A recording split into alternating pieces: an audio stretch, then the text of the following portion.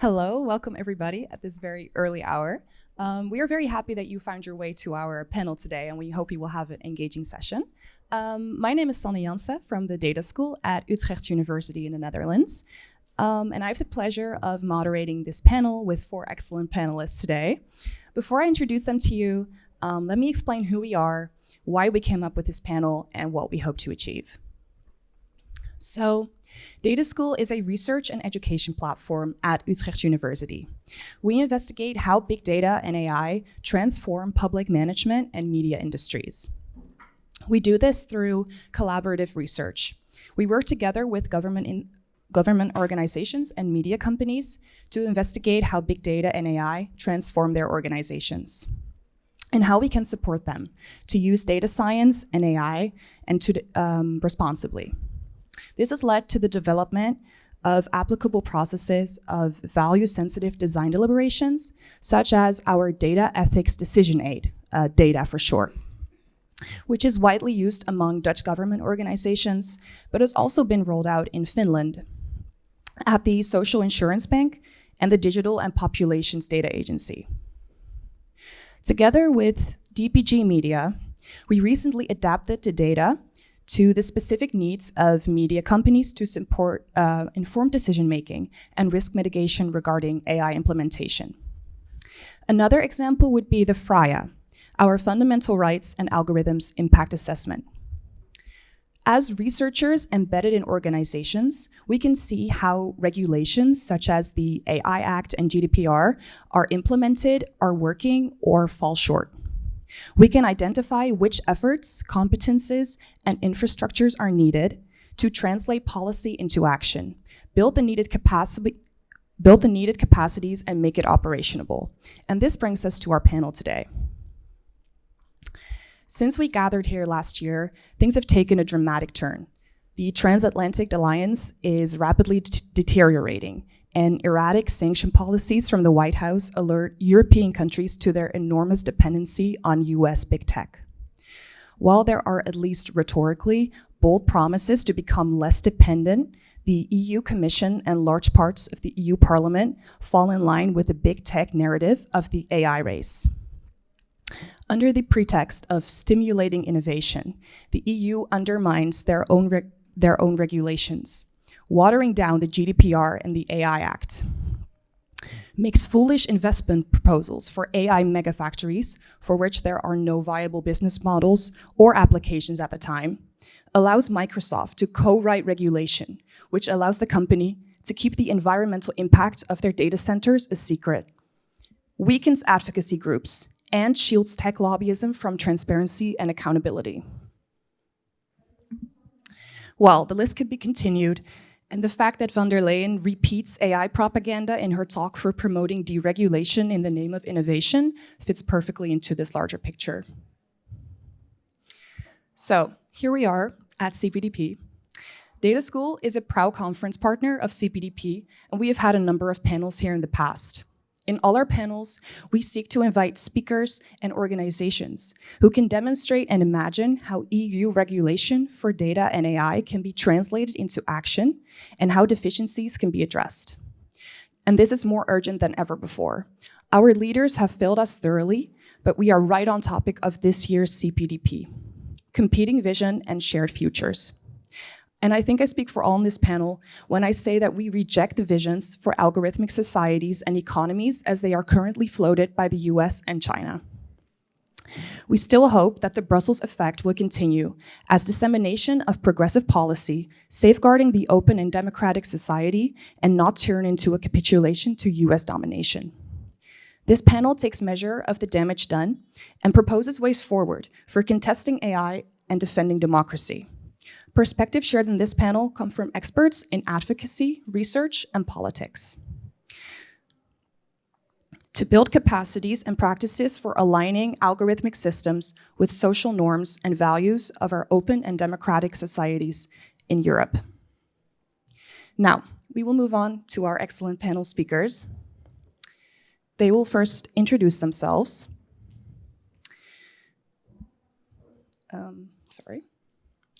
Yes. Dr. Katalien Verheer is a visiting professor at KU Leuven and a policy advisor for the United Nations. She studies how AI reshapes power and translates complex technological change into frameworks and connects strategic foresight with human-centered governments for long-term decision-making. Thank you for the opportunity to be here. Can you hear me? Okay, fantastic. And thank you for waking up in the early morning because of our panel. This is my pleasure to be here based on the invitation of the Utrecht University Data Governance School. And I'm considering what's happening now based on the keynote. So Europe must strengthen its geopolitical and normative AI capacity before external platform powers and external infrastructural powers and technological ecosystems define our democratic future. Why I'm saying this? Because I see how the hard power, infrastructural power, and also the economic power is very, very condensed and concentrated in the US and China. We see that. But if you see the numbers, the new achievements, the new suggestions, and power-related enforcement, data centers, semiconductor industry, and other kind of geopolitically very important elements and components are really concentrated, centralized to the big tech companies.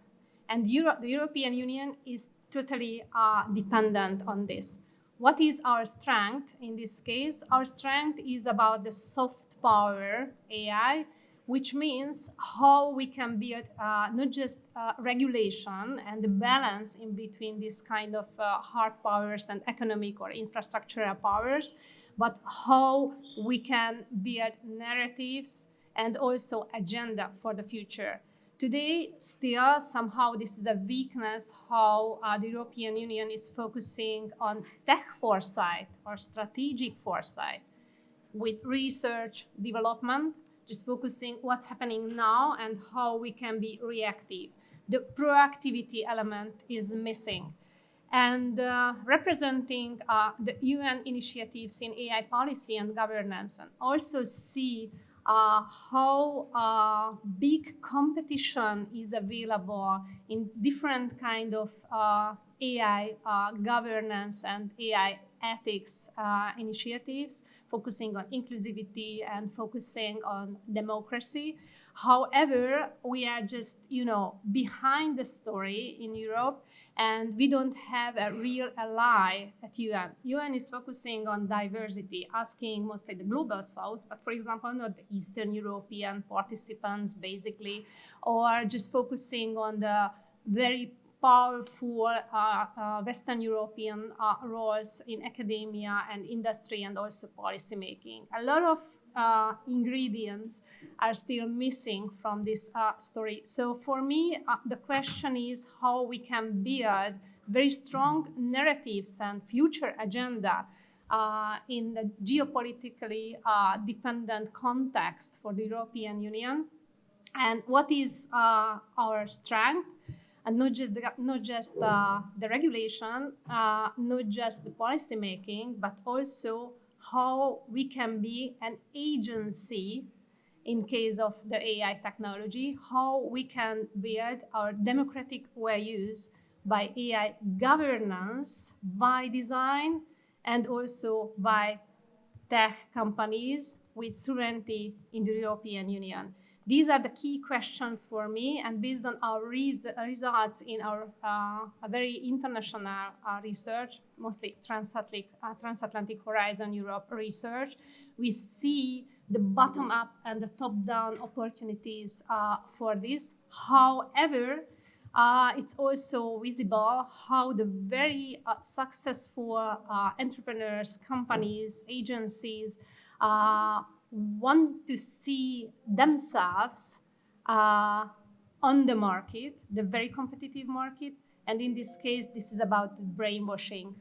And a lot of companies, a lot of talents are just leaving the European Union because they can find better business models, better economic opportunities, especially in North America, not just in the US, but also in Canada, where there is a good alliance option focusing on the human rights element for the AI future. So I'm just stressing to do something, focusing on foresight and the proactive policy making for the European Union.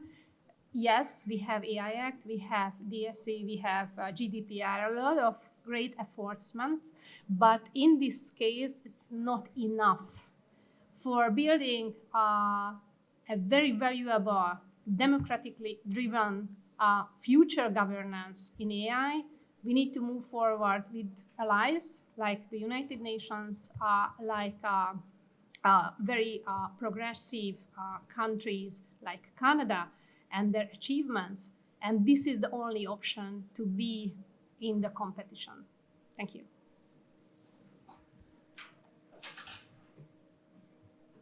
Thank you very much for your introduction.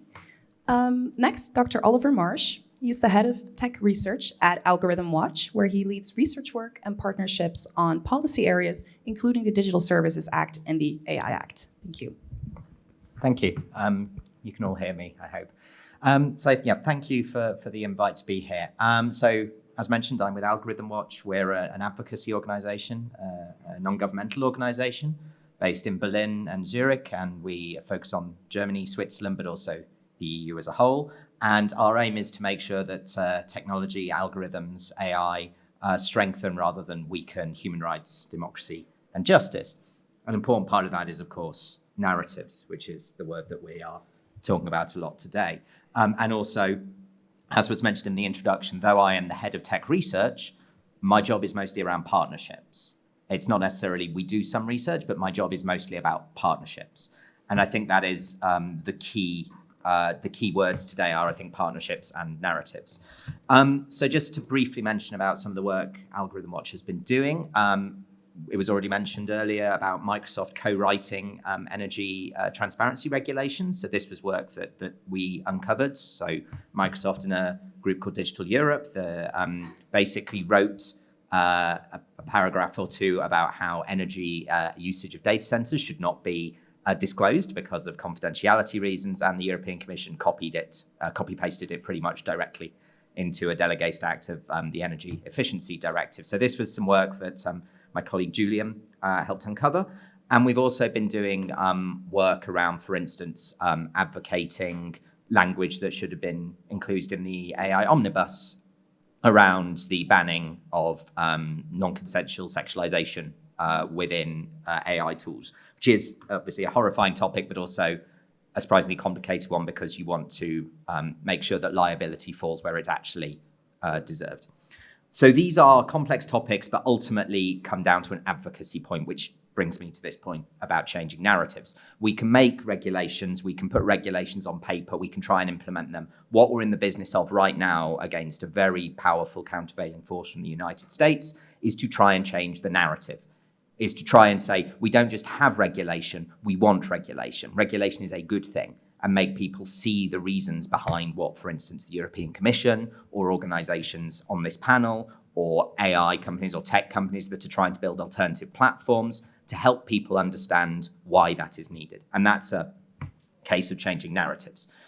So I mentioned about partnerships and the ecosystem. So Algorithm Watch does a variety of things. We do research, we do policy work, we do communications, we do campaigns. We've got pictures of us standing in front of the Bundestag in Germany, posting letters through post boxes. We've had videos with weird masks against surveillance, all these sorts of things. So awareness raising as well as deep research and policy work. But that works much better if you're part of a group of partnerships where people have specialisms, they can talk to particular audiences, they have particular research or technology expertise, they know how to talk to perhaps politicians versus the public.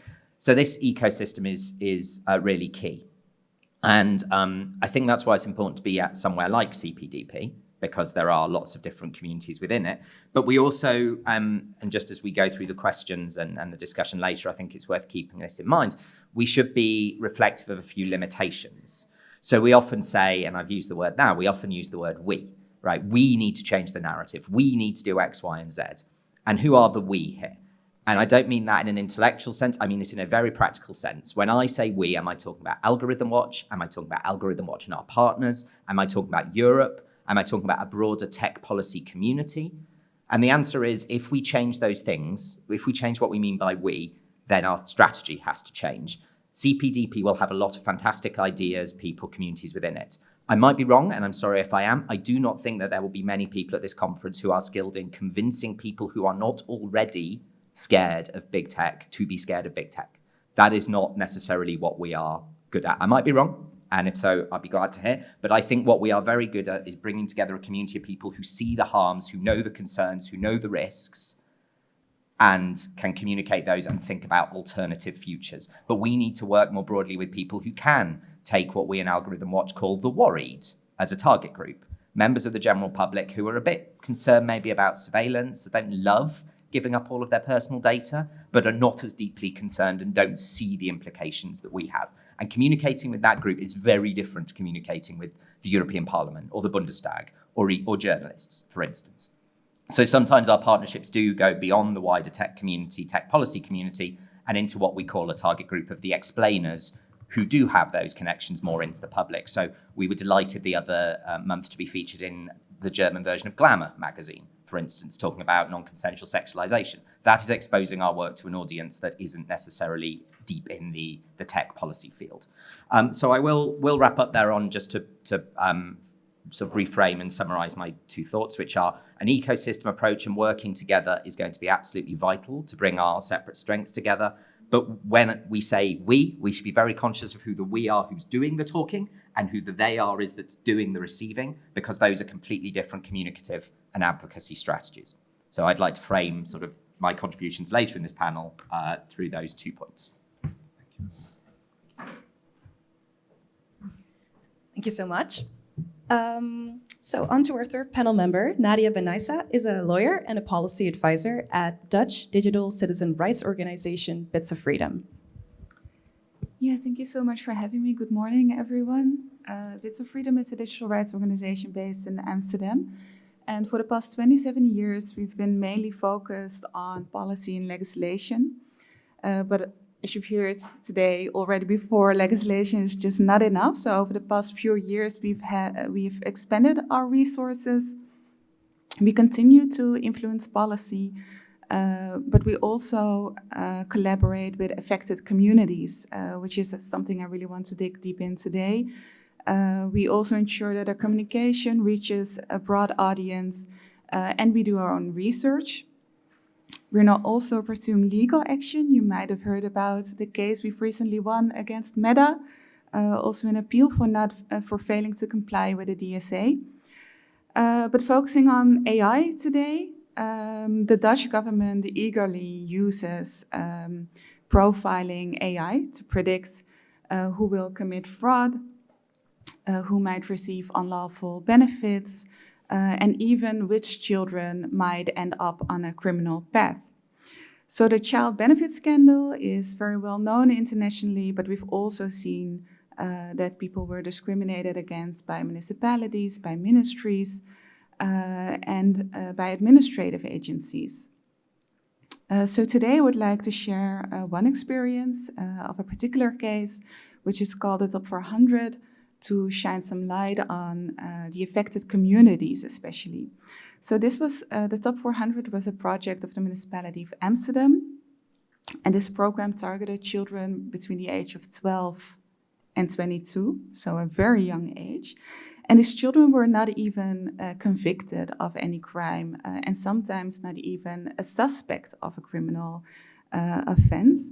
If you had changed schools multiple times, or if you were a victim or a witness of domestic violence, you could end up on a list. And also, if you have family members that were convicted of a crime, you can end up on a list on the assumption that criminality must run in the family.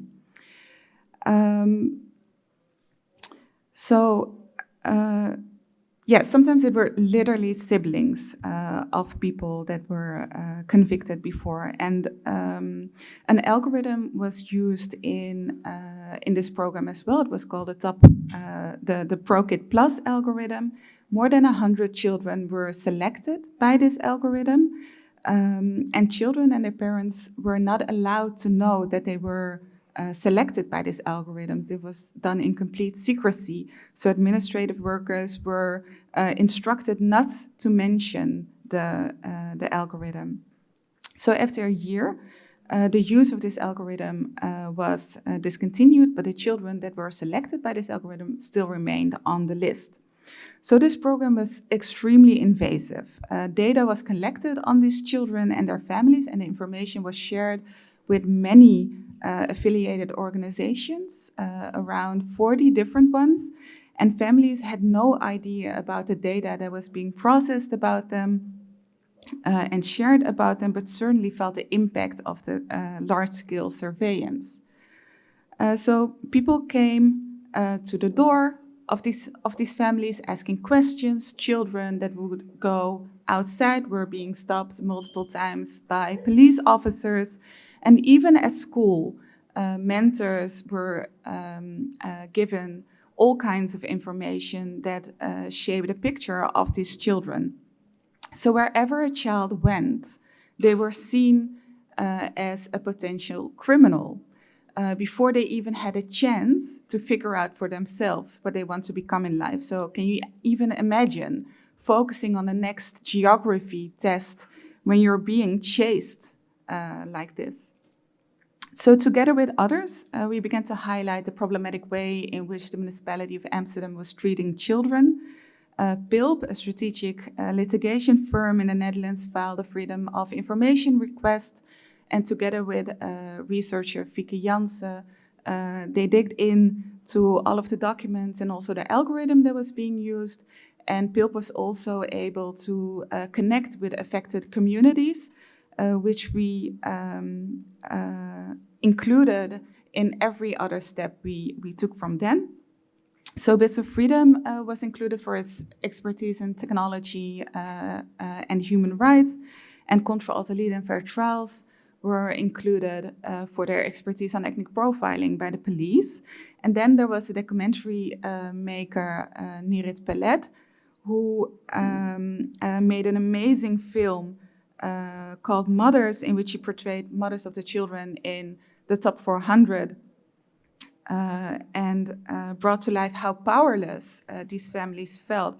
So combining all of these areas of expertise and perspectives allowed us to examine and explain this project from various angles. And this was extremely useful, not only in our communication efforts, but also in the steps we took toward the municipality. So after a very messy process with the municipality of Amsterdam, I can't share more details on how messy the progress was because it will take too much time. But ultimately, the municipality of Amsterdam finally decided to completely put an end to the top 400. And we could not have done this without combining all of these expertises and especially including the perspectives of the affected communities. So I certainly agree with the other panelists. We don't have the luxury to merely holding discussions and advising on legislation and policy. We must take action to ensure that fundamental rights are protected through our own research, legal actions, and most importantly, by collaborating with affected communities.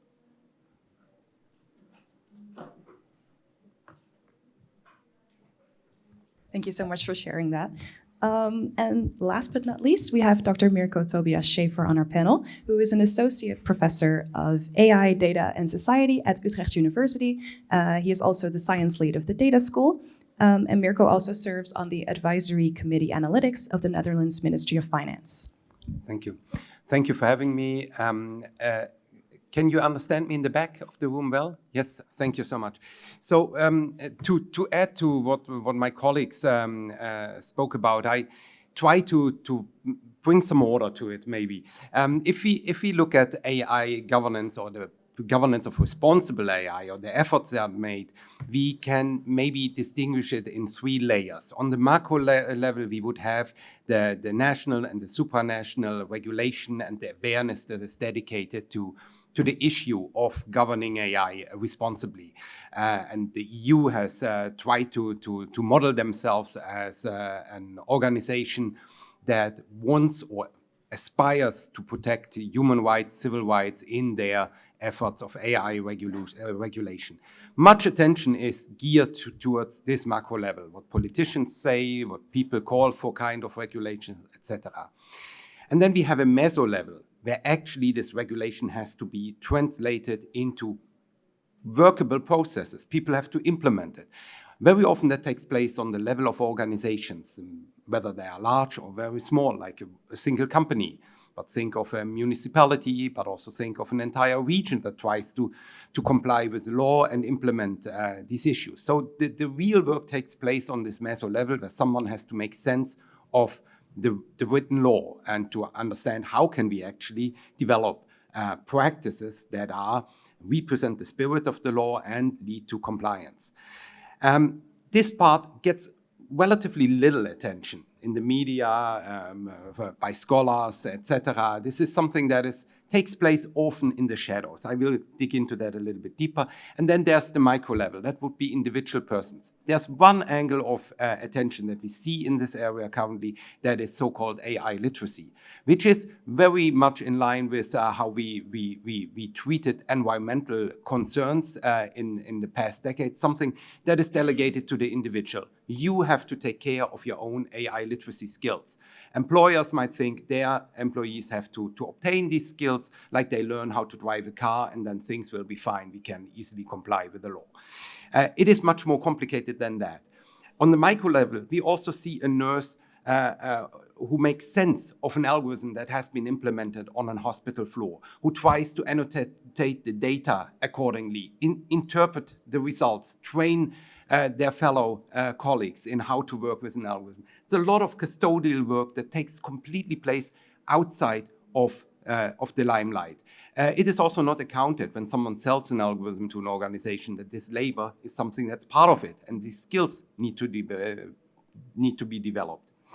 So back to this meso level, where we see a number of things emerging, especially in the Netherlands. The Netherlands have been rightfully criticized for the way they use algorithms. But on the other hand, the Netherlands lead the global index of responsible AI. They are number 1, shared with Germany. I don't know why Germany is on there. Probably if you don't do anything with AI, you can't do anything wrong. So maybe that's that. But in the Netherlands, they do a lot with models. Sometimes it goes woefully wrong.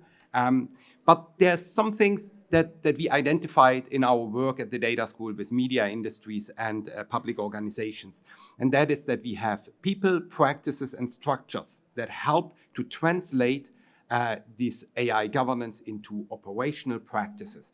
People could be the nurse that I mentioned that is concerned about how is the algorithm used in our hospital, what kind of data need to be annotated, what kind of care do I have to apply. That could be also a data protection officer who makes it their task to implement the law, to comply, to build capacity inside the organization. That might be a member of an advisory committee or a member of a supervisory authority. These are all people. Or think of tech journalists. And that's one thing that Germany has, good tech journalists, the Netherlands too. This critical discourse is vital in a digital democracy. So tech journalists would be also these people. Practices would be impact assessment, audits, all kind of practices that you develop to make sure the AI you're using is actually implemented in a way that you don't undermine civil rights and damage them, that you have checks and balances, that you have an error log or a change log in place for your algorithm that you're using, that you can hand over this documentation if a supervisory authority is knocking at your door. And then there are structures. Structures would be elements that really help you to build the capacity. Think of, in the Netherlands, we have the algorithm register. That's a good idea for a structure, that you have in place a public repository of all the algorithms that are used for public management. There are downsides to it. We can speak about that later, but that would be an example for such a structure. Or advisory committees are structures that you have, that you mandate to be critical about the way you use algorithms in your own organizations, etc. So this meso level is something where we can build capacity, and more importantly, actually can address where legislation falls short. Just one other example from the Netherlands, we've been at a meeting with members from more than 30 municipalities, and they all said that the AI Act is insufficient for regulating the algorithms and the models they are using in their municipalities, and that they seek additional regulation on a local level. I leave it at that. I hope that we can find ways to boost this meso level and to build the capacities for these people, practices, and structures to do their work and safeguard our democracies. Thank you all for your introductions. So let's get started with some questions to the panel. I also encourage all of you to think about any questions you may have. If you have anything, just think of it for now, and then eventually we will turn to you and you can just raise your hand. And Victoria here will come to you with a microphone and you can ask your question to the panelists. To start off, Mirko, I have a question for you. So, how do you think ultimately we can contest AI and its social impacts? So in order to contest, we need actually we have a lot of checks and balances in our societies, but we can boost some things. If we think of media, we need tech journalists that are skilled and trained in inquiring how algorithms work, how they are used. They need to be able to find this information about what is the energy usage of a data center. And they need, of course, a readership. But from a policy perspective, we have, of course, subsidies and programs to support critical journalism. That could be geared towards tech journalism. As in a digital society, we need technology journalism. Another aspect we're wondering about, and I had to think about also during Oliver's remarks, we have too little competence on the level of our elected representatives. And that is also because digital affairs is not something a politician can make a career with. You can make a career with foreign affairs, with education, with security and defense, but not with digital affairs. So this is why we have on these dossiers little competence. In the Netherlands, we tried to counter that, and we had what we call the nerd vote, where the population, part of the electorate, tried to vote on higher places on the lists, people who were actually trained in digital affairs, who had an understanding of IT and technology in general, to get these people into the houses. I think we just had the local elections in the Netherlands. The last mile, I think, are city councils. In city councils, you have people like you and me who take up the effort to be representatives on a local level, but they have not the time to dig into this topic. So they need to be trained. We need AI literacy, not at the individual level, that you learn how to use AI or you learn how to prompt like you operate a machine or a car, but that especially our CEOs, the C-suite, and the electives that we have in city councils, in regions, and national and international bodies, that they have an understanding for that. Yesterday, the member of the French parliament said he wants to go to the companies, speak to the people to learn about their problems. We need to have this understanding also for digital affairs. They need to be better trained. And do you have an example on maybe how we can achieve this? Absolutely. So, for instance, we can work with them. I think that is what the data school does. We work directly with these organizations. Look, how do they implement AI, and do they do so responsibly? And can we develop together with them processes or structures that help them to do that effectively, to be accountable if critical audiences are asking? So the FRAIA, the Fundamental Rights and Algorithms Impact Assessment, was born out of that, and it was built together with the Ministry of Inner Affairs in the Netherlands. Yes. Oliver, I wonder on your perspective on do we even develop AI literacy for political leaders and representatives? And if yes, why or why not? I think in the spirit of getting some debate going, I'll disagree with Mirko, I think, more strongly than I would if it was just the two of us. But so I Before I was with Algorithm Watch, I was in the UK government. I was an official in the Prime Minister's office. And I don't disagree with the idea that there should be more AI literacy, but I think it's framing it through the ways that politicians and governments understand. So the way I'm thinking of it is not necessarily, for instance, in the way that Ursula von der Leyen or the EU Commission or whoever are taking big tech narratives. For me, the argument against that isn't they should learn more about AI. It's fairly obvious that if your narrative is coming directly from big companies, that's not good. And as a politician, you shouldn't need to be told that, right? That is, to my view, fairly basic political governmental judgment of saying, hey, all of our narratives seem to be coming from one place. So I think when we get to the level of Ursula von der Leyen or even some of the leaders, I think it's trying to say, okay, how can we embed these narratives into an existing political governmental structure? So not try and get them to learn things that they're kind of resisting learning, but saying, hey, as a fundamental part of your job, here are things that you need to make sure you are doing. So practices, as you said, I like the idea of practices there. So in Algorithm Watch, we're currently trying to develop some guidelines, which is about how what we call democratic decision makers, so politicians, government officials, etc., can use AI responsibly, but in a way that kind of aligns with what they're doing already. So trying not to introduce new things they need to do, because my experience of government suggests that the finance people are trying to do the same thing, the health people, or say all sorts of topics like sexual health, financial literacy, etc. Everyone wants politicians to learn about that thing. It's helpful if we have some politicians who, as you say, have very are knowledgeable in digital matters in the governments, in the administrations, but I don't think we can hope that all the politicians will become upskilled. But what we can do is make sure that there are these practices and these structures that say, hey, if you are taking all of your narratives from big tech, that's just failing on your fundamental duty as a politician, not as someone who doesn't know about AI. Mm-hmm. Thank you.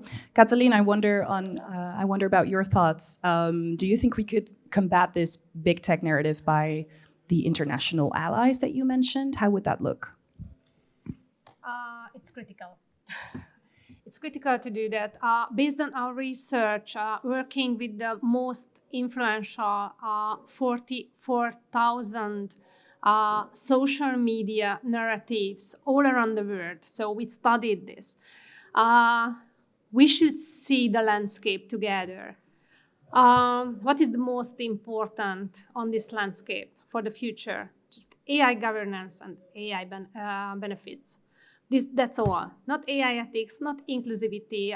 If you visit leading AI summits in Amsterdam, New York, Montreal, and so on, London, and you are in the speaker's room, the big tech leaders and the leaders from the international organizations are saying these are nice words. Let's move on. Build big power in this field, profit maximization, and also very hard power, not just soft power. But on the stage, for the public audience, for thousands of people, it will happen soon in July and at the AI for Good in Geneva. You will listen stories, beautiful words or wording, what can happen in the future, how inclusive we can be, how we can focus on tech journalism, how we can focus on a balance in the society. So these are totally different narratives on the backstage and on the stage. Altogether, we see how the emerging industrial efforts are just following the publicly available narratives. Tech journalism is critical here, and also the social media platforms, especially LinkedIn, which is mostly visible for the Western landscape. But it's critical to understand how these narratives are building agenda and somehow self-fulfillment prophecies. What we should do in technology.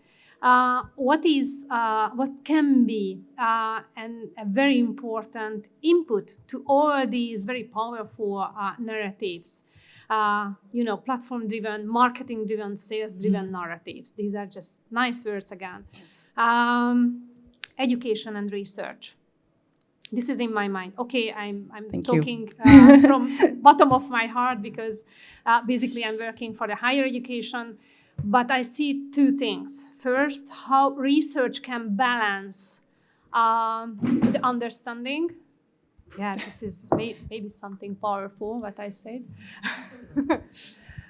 So, yes, we can face policymakers and also the industrial powerful messages with all these narratives, and we can say, hello, it's happening something here, not just on the stage and the backstage. And we can be critical to say about something. The education is very, very the foundational story in all these. From the very basic level. I have kids in the primary school. I see how does it work, how it's working in China, Mongolia, and so on, how AI literacy started to be compulsory, and 9 years old kids are very well prepared to know a lot of things about, for example, generative AI in India and China and so on. They are just using, for example, 8 to 10 tools to their learning process. This is totally different establishment. Okay, again, powerful. Kathleen, I'm very sorry to interrupt, but I think we're slightly veering off topic here. Just one more, okay. Just one sentence. So education, yes, AI literacy, AI readiness, and critical thinking by research. These are my key messages for balancing this landscape, especially with a very talented basement with the European Union education in specific countries like here in Belgium or in Netherlands. Thank you. Thank you.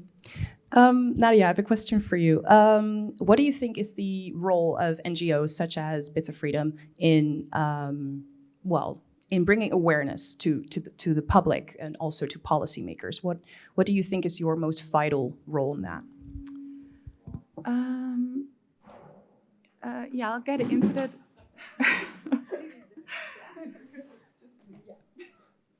So I think what we've seen as an NGO in the past few years is that I think 6 years ago when I started working on AI, I very much had a hope that if we would focus on literacy and awareness, people would get some sense into what they were doing. But unfortunately, the past few years, what we've actually seen is that people in power know very well what they are doing.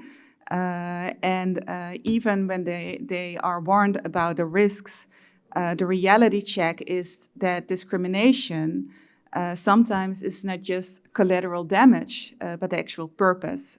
So one case in which we've seen this is when the Ministry of Foreign Affairs was using an algorithm to decide on visa applications, and they were discriminated against applications coming in from Suriname and Morocco. So these applications would not receive a proper answer, and the ministry was warned by their DPO about the fact that this was discriminating, and they still proceeded. So they know very well what they are doing. And for us, and as an NGO, I think it's very important to realize that we're at a turning point in history when it comes to the tech development and how this shapes our society, but also when we look at our leaders on a national level, but also on a European level. I mean, I think my generation was raised with the idea that human rights are important in the EU, that international law is important. Well, now we see on broad daylight that our leaders are actually supporting illegal wars and attacks on people, innocent people. And surely this affects the way we use AI. In a military sense, of course, very directly, but also in a municipality, in a village, in the Netherlands or wherever else.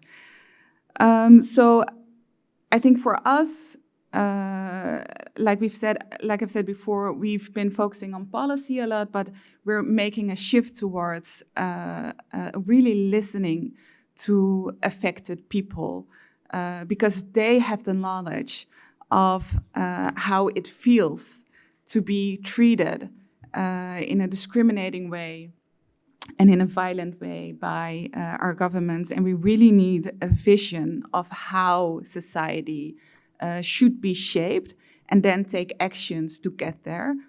An obvious way is to stop voting on people that are very destructive for our rule of law and for our democracy and our human rights frame. Well, we need a revolution, and we need to be on front of it. Thank you. Going back to the aforementioned structures that are in place, the algorithm register was mentioned, but also, Mirko, you mentioned an advisory committee. Can you elaborate on how that can be effective when supporting responsible AI? Just quickly, because we want to open the discussion. What we see in the Netherlands currently is that there are a lot of ethics committees mushrooming.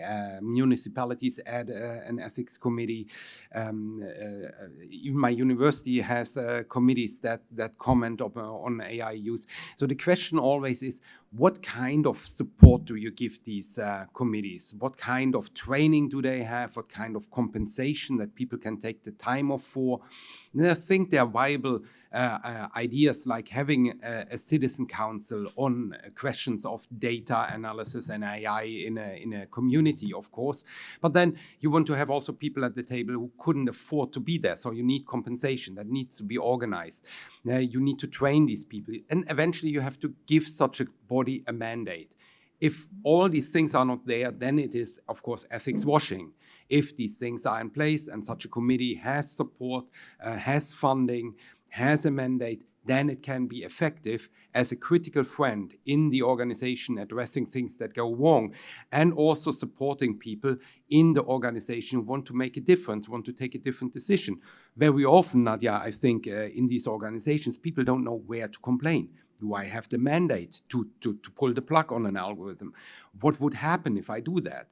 So I think we need to look at structures in these organizations, whether it's government organizations, universities, or companies. Can people go with their grievances about the malfunctioning algorithm to someone who then has the mandate to say no? It translates also to the human in the loop, which is so popular, but the human in the loop is the weakest link in the entire thing. Just look at the American drone program, which always has a human in the loop and led to civilian casualties.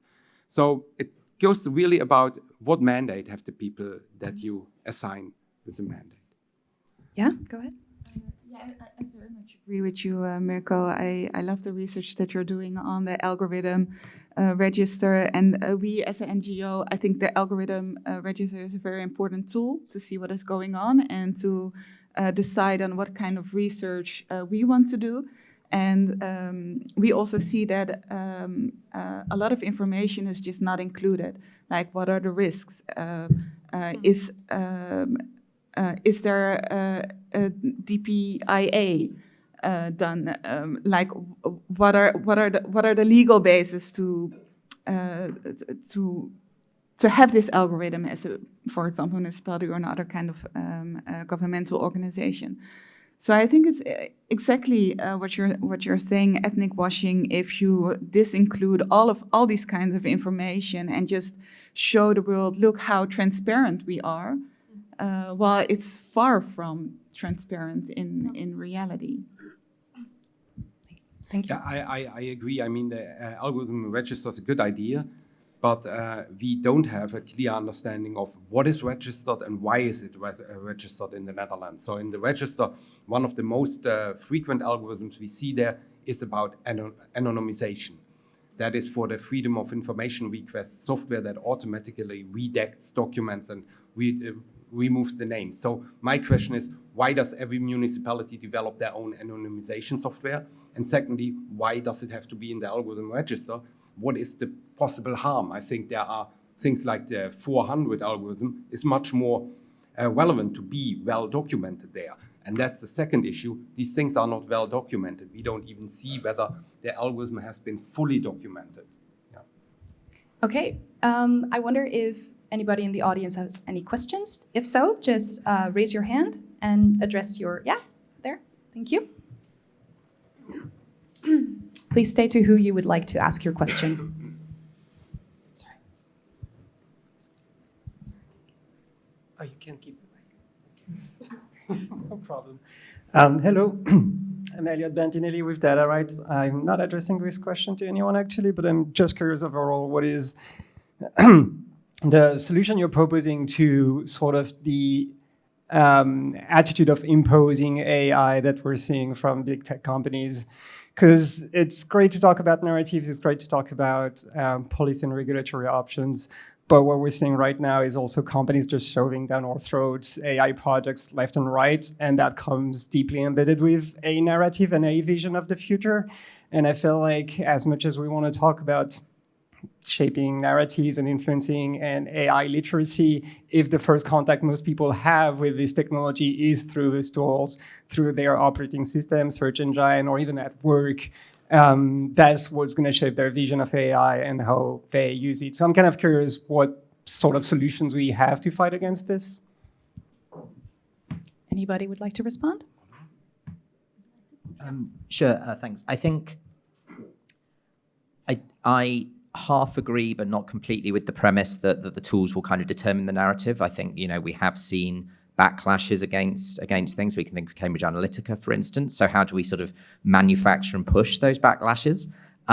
But I also agree that we should be somehow trying to offer alternatives, easier and better alternatives to tools where we can embed whoever we are. Let's just say, sort of European values, whatever they are, or a sense that products can easily or efficiently follow regulations, but also not be bad products, indeed can be better products. So there does need to be that kind of emphasis and effort within Europe, and there is, and there are a lot of tools that are very, very good at specific things.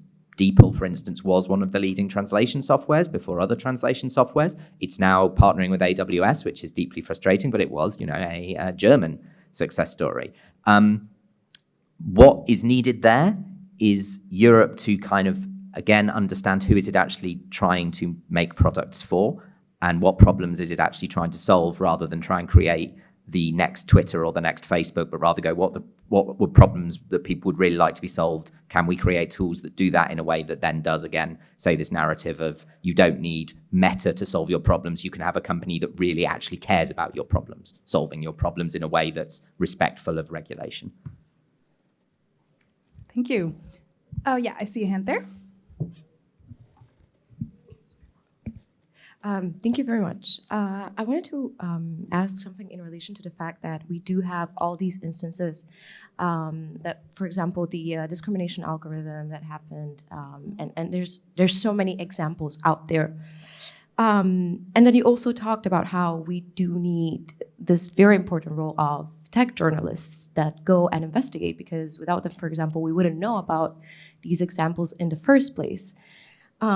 But then there is the issue of the fact that a lot of the times companies, whether there's big or small, they do have these overclaims of, oh, this is a trade secret. Oh, this is something that we cannot disclose.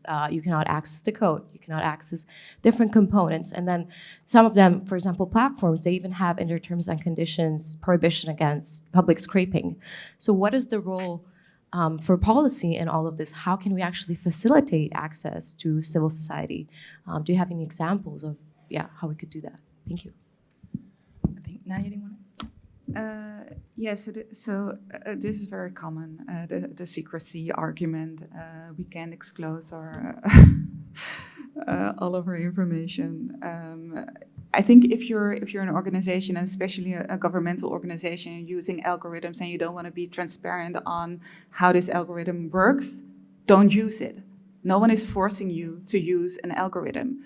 And if you are using it, people need to know, especially when you're a governmental organization, people have the right to know based on what motivation a decision has been made. Yeah, so I would love to see the day, and that this argument is just invalid, because and I think this won't happen just like that. We need to call for transparency as a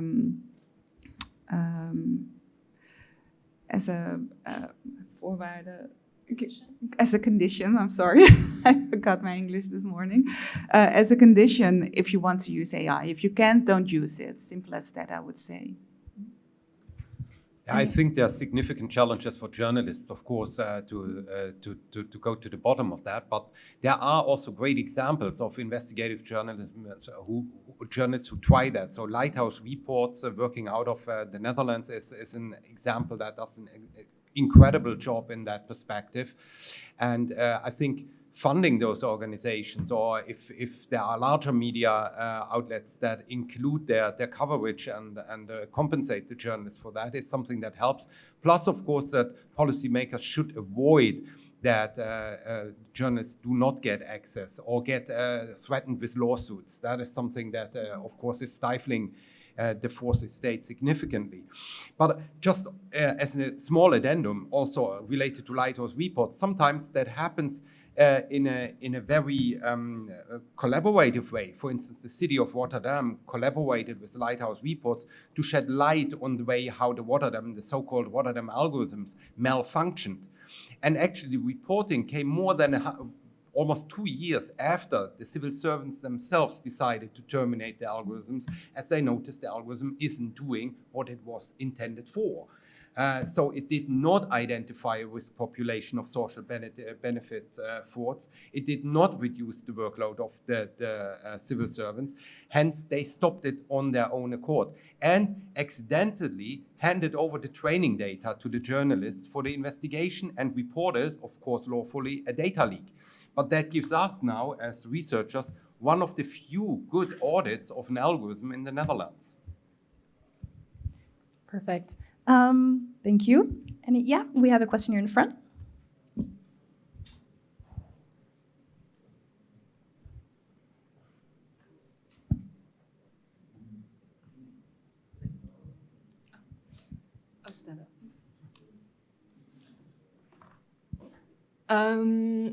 I am interested in what I guess I would call the narratives on the meso level, because we were talking earlier about reaching the public, and I'm wondering, do we need to change these narratives on the meso level? And if so, what are some tools to do it? Should it happen top down, bottom up? Can we do it from the inside out? Do we need journalism? Because I work on the meso level, and I'd like to also engage with something that was said earlier, that people in power know exactly what they're doing. I think a lot of the times there's this, this banality of evil in these organizations, that people in power do not exactly know what they're doing. It just happens because of a lack of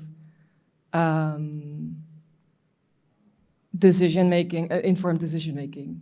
So I was wondering, how can we change that narrative on the meso level in order to, have better decision-making?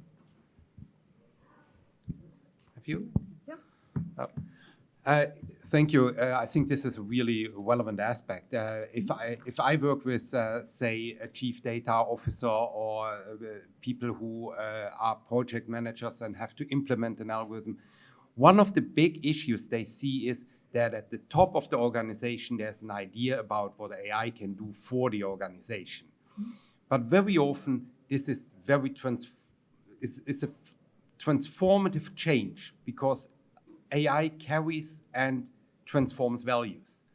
But the middle management is never in charge of changing the values and objectives of the organizations. That is something that's always exclusively for the C-suite or the top level of the organization, which is why we firstly must make explicit what is actually the labor that takes place on the meso level in translating policy into practices and actions, and empower these people. We really empower our civil servants, empower the people on the meso level to say also to the leadership, this is not working. If we do that, we're liable. There's a liability implemented. We need additional resources. And educate the top level about it's not just an IT issue. This is really an value issue and a strategic issue, and it needs to be addressed and discussed on the top level. And I think that would be one way forward. And to give you one example, in a Dutch municipality, the city manager said, when can we start saving money with AI?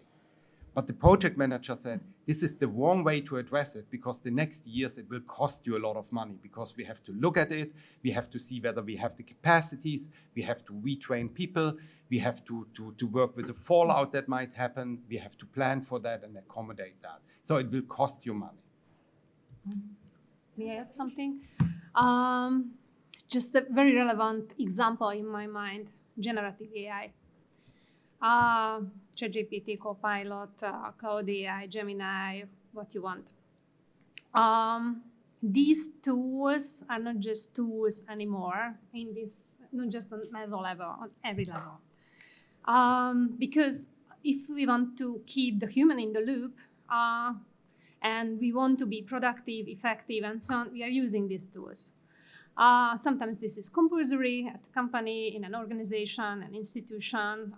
For example, Microsoft has a great power here, Copilot, or Gemini as well, for everyday use, for general users, for general knowledge, general decisions. For example, ChatGPT, it's a pretty cheap story for everybody, or free.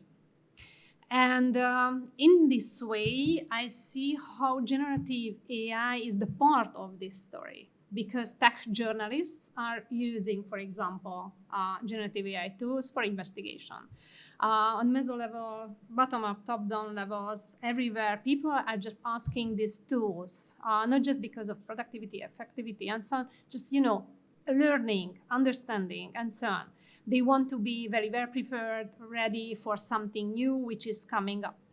And the point is, in my mind, how these tools or platforms, it depends on the interpretation, are connecting together the emerging AI agents, the human roles, and also the platforms. And we are out of this story in the European Union, because we don't have a real big model for this, a sovereign model. We don't have real institutional capacity to build these ones. Grants and fundings are starting to be available in different foundations. We can mention the efforts by the European Innovation Council and also the Commission and so on. We are working also with DG.com at Commission and so on.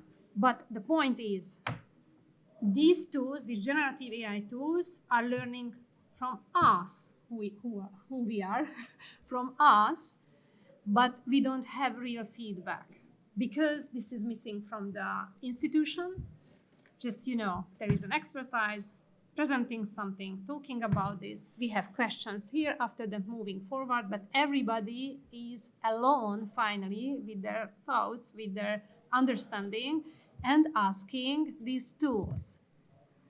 So how this ecosystem will change, this is the question for me, and how we can decide about a new type of human in the loop, working with the machines, not feeding other machines from different parts of the world, but focusing on our democratic values, focusing on communities, knowledge sharing, capacity building together, and giving feedback on an iterative way all the time to ourselves for the human agency. This is the point for me.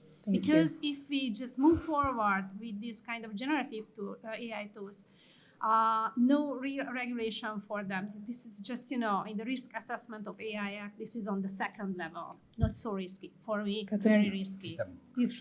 On a democratic way, we are under this kind of very dangerous risk. You can add your thought. Yeah, I think we have time for one more audience question, and then we need to do the wrap up. So who would like to ask one more question? Yeah, here in the front. Yeah, so I was wondering what your thoughts are on the ability to actually create a collective dynamics in creating and forming AI literacy. Because what I really notice is, because I work as an AI governance lead at a university, I really notice this lip service ethics that really it plays with the middle layers, but at top level, they all want AI, but if you keep asking what they want to do with AI, they have no clue. So we should actually facilitate in the articulation of the needs that the organization and top management level has with AI to be able to provide and facilitate in proper AI literacy program. Mm-hmm. And I was really curious about your thoughts on AI sandboxes. Yeah, Nadia, do you want to speak? Yeah, so this is definitely something we're seeing as well, that AI becomes the purpose instead of just a tool that you can use to solve a problem.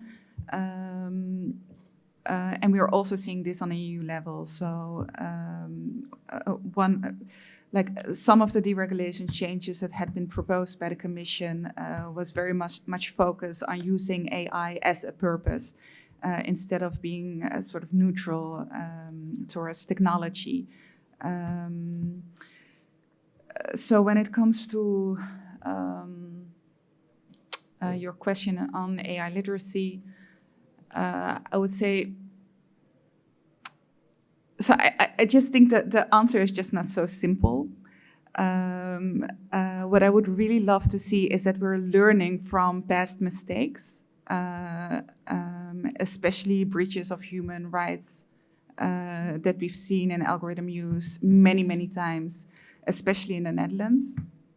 So I think the Netherlands are mainly a lead in horrific examples instead of AI implementation, and AI implementation comes with it, but we're mostly a leader in scandals, I would say, and that is something we need to learn from. So if we think we have a problem with the way we're seeing criminality amongst children, or if we have a problem with fraud or whatever, we really need to think about where these problems come from instead of just thinking that AI is a logical solution. Because with the use of AI comes a lot of data that is colored from our societal problems.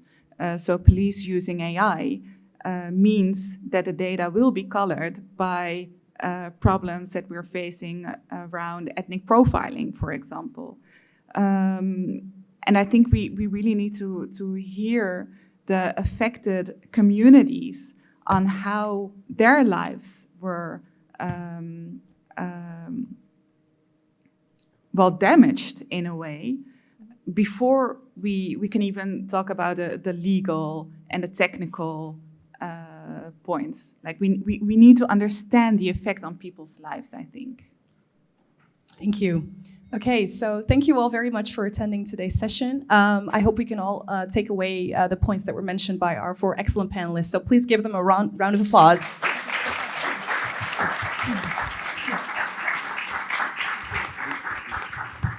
Thank you so much and enjoy the rest of the conference.